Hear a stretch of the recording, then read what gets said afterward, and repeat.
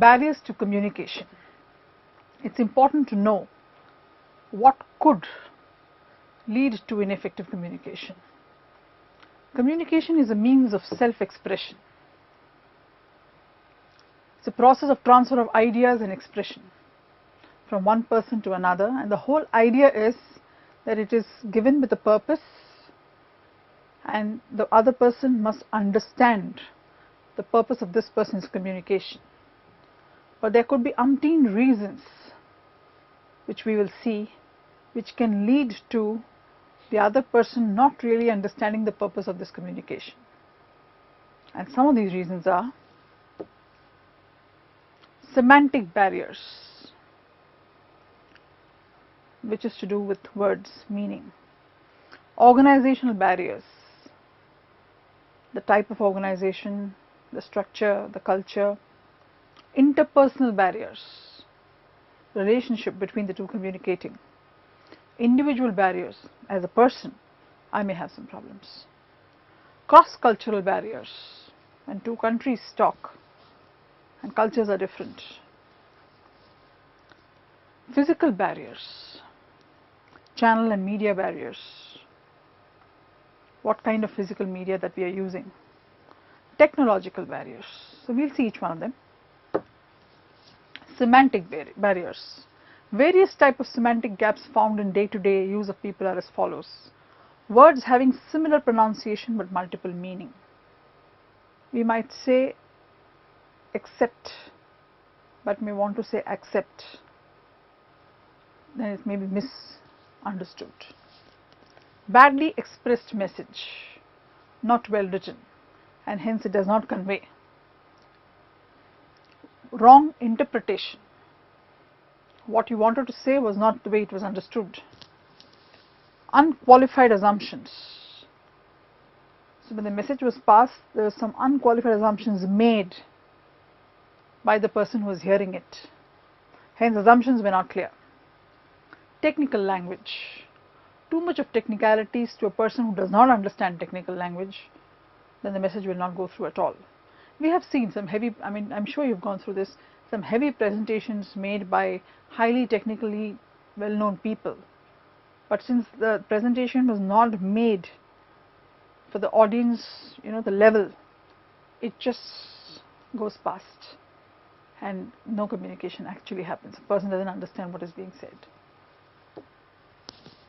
Organizational barriers. The organization culture and climate. If it does not support open communication, then chances are that there is no free flow of good communication happening. In fact, the seniors will never get to know what's happening way below. Organization rules and regulations.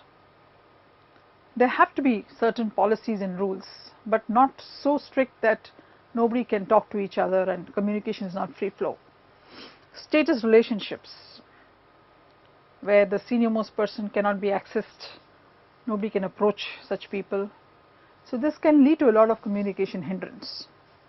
Complexity in organizational structure, a very top-down kind of structure, the communication channel becomes very difficult and even the message can get very diffused. A flat kind of organization structure helps in having good communication. Inadequate facilities and opportunity. There is no ways of communication. May not be having enough, intranets not there, or notice boards not there, or there are no proper channels. Lack of cooperation between superior and subordinate. It can lead to a whole lot of communication problems. Interpersonal barriers. Superior and subordinate. If the equation is not good, if the understanding is not proper, very often whatever the superior says is not taken well by the subordinate at all. He may disobey, he may not take it in the right spirit, he may not even want to understand what he is trying to say. So there are two types of superior subordinate barriers which emanate from superiors and subordinates. Barriers emanating from superiors and barriers emanating from subordinates. We will see both. The barriers emanating from superiors shortage of time for employees, not willing to listen, lack of trust, I don't trust my juniors, lack of consideration for employees' needs, I just make people want to stay back without realizing that they need to go back, wish to capture authority, hence I am not willing to listen to you, you just listen to me, fear of losing power of control, bypassing, if there is a hierarchy there, bypassing the person and going to the juniors, information overload, sometimes it's too much of information the other person is not able to handle,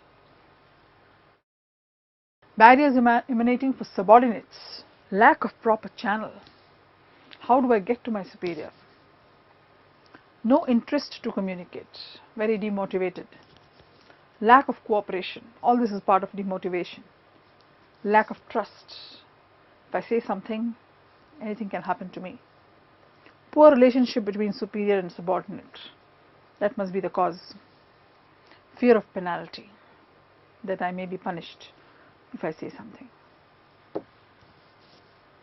Individual or psychosociological barriers, in which we have style, linguistic accent. Even within India, different places may have different linguistic accent. Some roll their R's more, some have, they may not differentiate between A and O. Various. The form of expression, idiom, how they use it, the level of drama, types of humor, the choice of brevity. Some may have very lengthy styles of talking or writing, and some may be using, brevity. Brevity acts as a plus, but it should be able to convey what it has to convey. The choice of discriminatory or non-discriminatory communication modes, the qualities of credibility and charisma plays a role. Selective perception, only listening to what I want to listen. Halo effect, when you are in awe or when you don't like a person. Status relationship, boss and subordinate again, or very senior person. Poor attention and retention, not a good listener. Inattention, undue importance of written words, sometimes you read too much into something. Defensiveness, when we are not sure, we tend to be very defensive. Closed mind, now these are all reactions to some other problems with the relationship. State of health, has a headache or not okay, fever, or even a ear problem. Filtering, again only listening to what you want to listen. Cross-cultural or geographical barriers. Culture is so much a part of an individual's manner of talking, behaving, thinking. Each country has a different culture. So it plays a very big role. If you have to speak in China, it has to be Mandarin. In Japan, it has to be Japanese. And hence, when we want to talk fluently, it becomes an issue. We need an interpreter, and hence communication happens through a channel. So that leads to a lot of, shall we say, diffusion of what we want to convey. Secondly, it could also be the relationship that we have with this country, Pakistan, India. I may not want to listen, or I may be listening too much. Physical barriers, noise, I can't hear because of the noise, the environment, the temperature, lighting, if it's too cold, we are so worried about the chill that we don't want to listen. Defects in the medium, mic not proper, the TV not showing up properly, computer not working the way it should, could be various reasons. Technical aspects in communication barriers. Communication usually fails.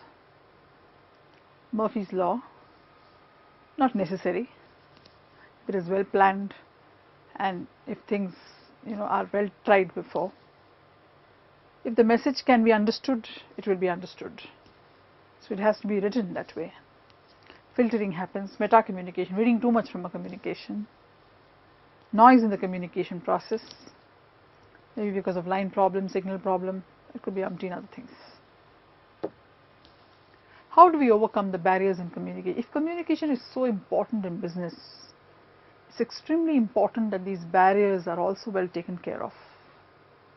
And it's not a small process. 1.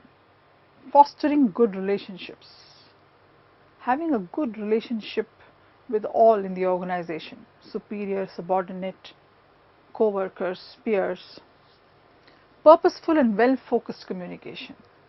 The person is always respected. If the communication delivers what it's supposed to deliver, it's well-focused instead of wasting anybody's time. Coordination between superior and subordinates. Avoid technical language. Language not required for showing off. Language required to communicate, to make the person understand. Feedback. Take feedback, saying have they understood, so that you can, if required, roll back.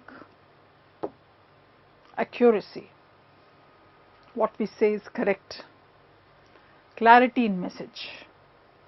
The message is clear, purposeful, well delivered. Communication of organizational philosophy, where it may be to respect each other, understand before we are understood. Flat organization structure, easy to communicate. Division of labor, so that each one knows what has to be done. Organization policies, which will help in making proper communications. Minimize semantic problem, which we already spoke about. Proper communication channels and the right feedback from time to time.